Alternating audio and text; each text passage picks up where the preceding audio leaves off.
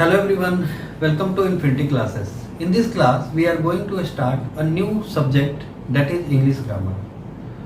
One of the main aspects of spoken and written English is grammar. Or you can say, grammar is the structure and sound of English language. Today's scenario, there is no denying fact that English language has become the dominant language around the world. So it is necessary to have a good command over this subject. This class will be beneficial for all the students, especially those who are preparing for different competitive exams like banking, SSC, state level PSC, PAPM, etc. I am here to give a basic concepts regarding grammar, or you can say for improving grammar. I hope you will enjoy a lot. So let's start today's topic.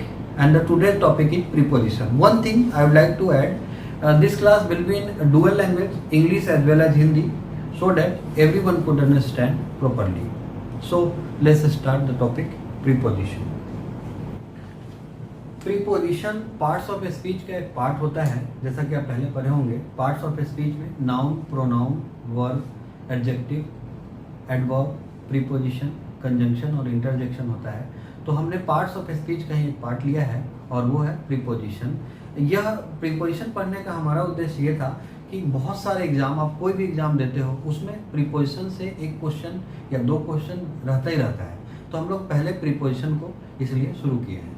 यदि हम preposition की बात करें तो preposition को हिंदी में संबंध सूचक अव्यय भी बोला जाता है. संबंध सूचक अव्यय या फिर इसे पूर्व सर्ग भी बोला जाता है. पूर्व सर्ग, जैसा कि नाम से पता चल रहा है, पहले लगने वाली बात है. यदि हम इसके प्रीपोजिशन जो कि शब्द है, इसको यदि हम तोड़े तो ये बन सकता है प्री प्लस पोजिशन. अब बात आती है, प्री का मतलब पहले और पोजिशन का मतलब स्थिति, यानी ये किसके पहले आएगा. तो हम एक एग्जाम्पल से समझते हैं कि ये किसके पहले आता है या फिर ये किसको रिलेट करता है. जैसे मैं एक एग्जाम्पल ले रहा हूँ. द बुक इज, बहुत बेसिक एग्जांपल है, ऑन द टेबल.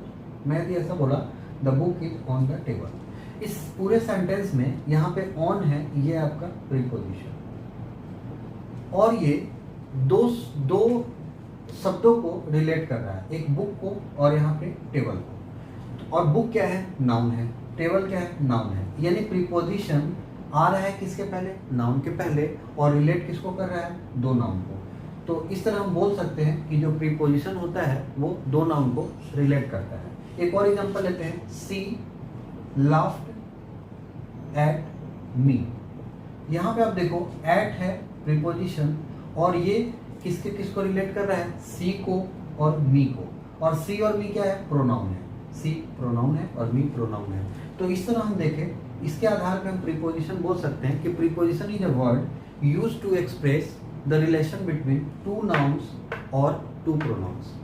तो ये हिंदी में भी हम बोले तो प्रीपोजिशन वह शब्द होता है जो दो नाउन यानी जो दो संज्ञा या फिर दो प्रोनाउन यानी दो सर्वनाम को रिलेट करता है. यदि हम बात करें प्रीपोजिशन की कि वो सेंटेंस में कहाँ कहाँ हो सकता है, तो अभी हम लोग थोड़ी देर पहले देखे थे the book is on the table. यहाँ पे प्रीपोजिशन ये ऑन था जो कि मिडिल पार्ट में था सेंटेंस का. एक और सेंटेंस लेते हैं. He gave me a pen to write with. अब यहाँ पे आप देखो जो प्रीपोजिशन यूज हुआ है वो एंड में हुआ है, इस सेंटेंस के एंड में हुआ है. एक और सेंटेंस लेते हैं. On the other hand he likes mangoes.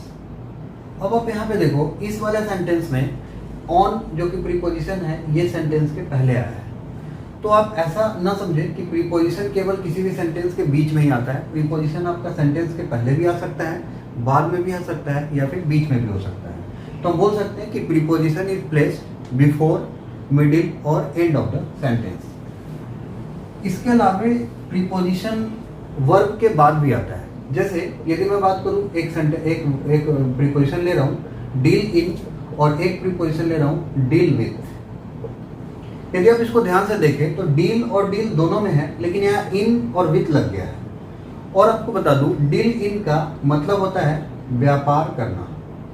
आप बहुत सारे बोर्ड पे भी लिखे देख रहे होंगे, deals with, deals in different type of instrument और कुछ भी। डील विथ, ये आपका डील विथ है। यहाँ पे विथ जो है ये डील के साथ लगा है और इसका मतलब होता है व्यवहार या वर्ताव रखना। देखिए यहाँ पे इन और विथ के लगने से इसके पूरे अलग मीनिंग बदल गए। तो इस तरह हम इसको बोलते हैं वर्ब्स फॉलोड बाय प्रीपोजिशन।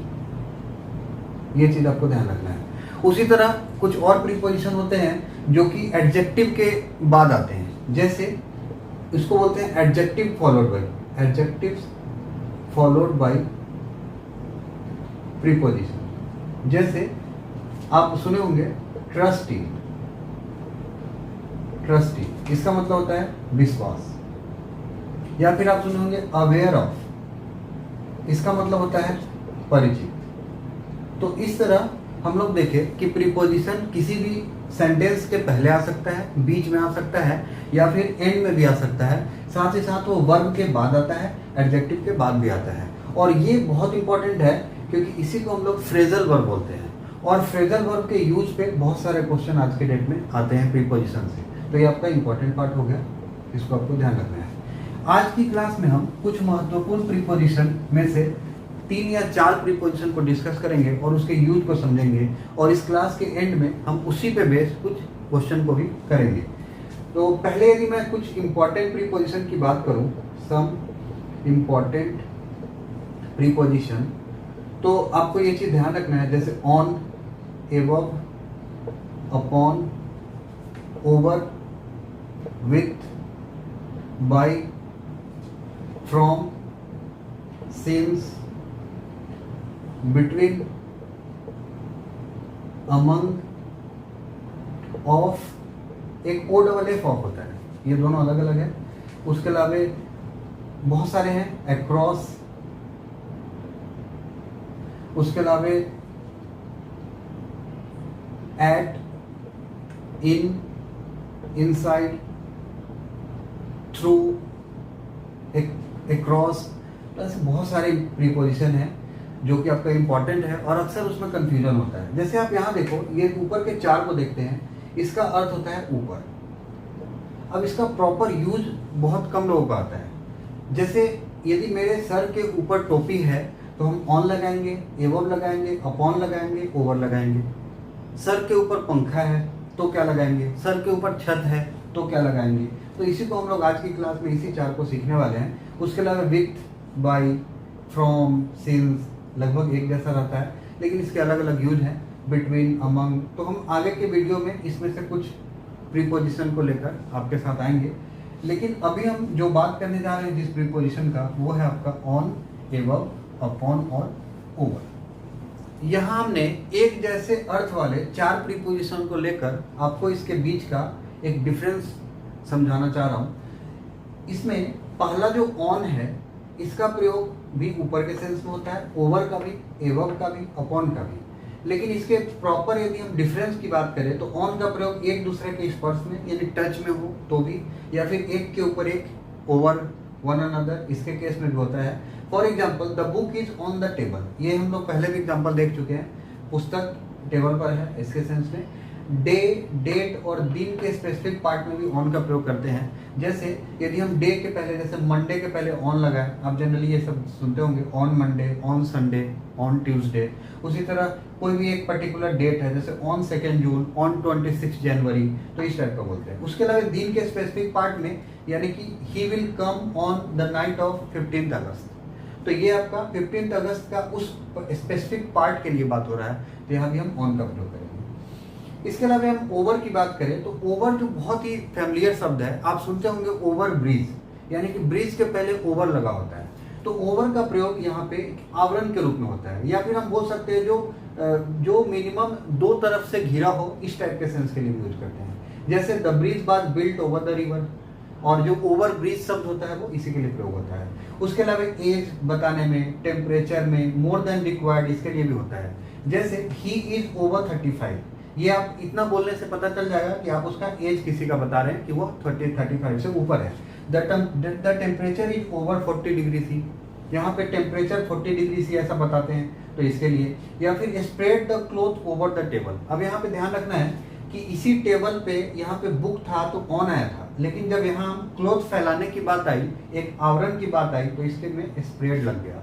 तो इसको थोड़ा सा आप ध्यान देंगे डिफरेंस के अकॉर्डिंग। उसके अलावा मोर देन रिक्वायर्ड में आप ऐसा बोलते हैं जैसे ओवर ईटिंग। ओवर ईटिंग सब, जैसे आपने बहुत खाना खाया, जितना खाना था उससे ज़्यादा खा लिया तो आप ओवर ईटिंग बोलते हैं। या फिर ओवर हीटिंग, कोई चीज़ जल जाता है ज़्यादा, जलने के कारण खराब हुआ तो बोलते ओवर हीटिंग। या फिर आप ओवर केयरिंग भी होता है। तो इस टाइप से ओवर शब्द भी लगा के हम इस चीज़ों को करते हैं। इसके अलावा एक बोलते हैं ओवर स्मार्ट, जैसे कोई को बोलता है ओवर स्मार्ट बन रहे हो, तो वहाँ भी वो ओवर शब्द मोर देन रिक्वायर्ड के हिसाब से लिया गया है।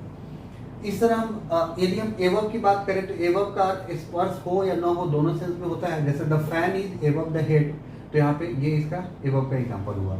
उसके अलावा एवब का प्रयोग नंबर को भी ज़्यादा कम दिखाने के लिए करते हैं। जैसे his income is एवब 50K a month, यानी कि एक महीने में उनका इनकम 50,000 से ज़्यादा है, तो इसके लिए भी हम एवब का प्रयोग करते हैं। एक लास्ट आपका है अपॉन। अपॉन का भी अर्थ के ऊपर ही होता है लेकिन गति में होता है।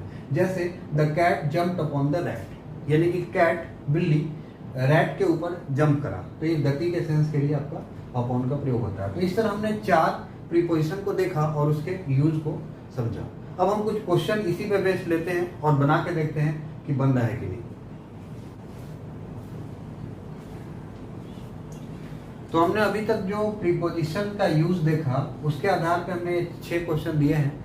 आप इसको पॉज करके बनाएं और उसके बाद फिर मैं आंसर बताने जा रहा हूँ, उसमें आप मिलाएंगे। जैसे there is a cap on his head होगा, the coolie is carrying a bag on his head होगा, यहाँ भी the roof is over your head होगा, put a blanket over the baby, देखो बेबी के ऊपर ब्लैंकेट स्प्रेड के sense में, Ram will go on 2 May होगा।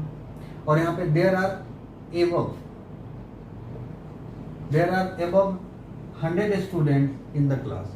तो इस तरह हम लोग आज की क्लास में ऑन, ओवर, एबव और अपॉन का यूज देखें। अगली क्लास में हम कुछ दूसरे प्रीपोजिशन को लेकर आएंगे, जैसे विथ, बाय या बिटवीन, अमंग, अक्रॉस, और उसका यूज को देखेंगे। तो कैसा लगा वीडियो आप जरूर कमेंट कर बताएं। मिलते हैं अगले वीडियो में, तब तक के लिए धन्यवाद।